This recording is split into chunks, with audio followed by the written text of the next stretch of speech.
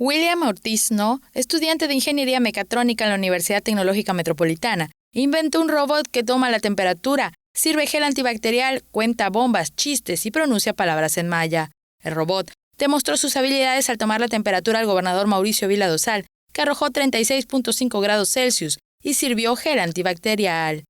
El gobernador visitó al joven en su domicilio ubicado en Tepich Carrillo, comisaría de Acanqué, a quien ofreció el apoyo del gobierno del estado para que continúe con sus estudios y emprenda una pequeña empresa de robótica.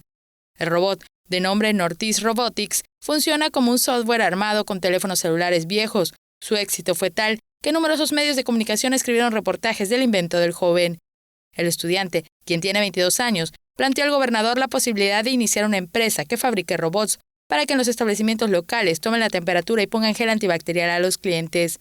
La máquina, a la que vistió con una camisa de color azul, la construyó en 8 meses y costó 16,000 pesos, pero a partir del prototipo haría más con la inversión de 5,000 pesos cada uno. Ortiz No estudia el 8º semestre de la Universidad Tecnológica Metropolitana de Santa Rosa y narró que antes de la pandemia, a diario se trasladaba en autobús a la escuela, en el turno vespertino.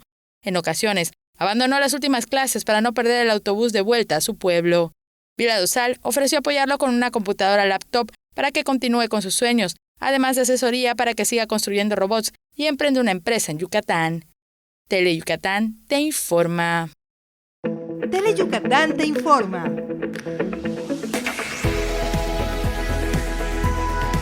Lunes a viernes, 3 de la tarde. Síguenos.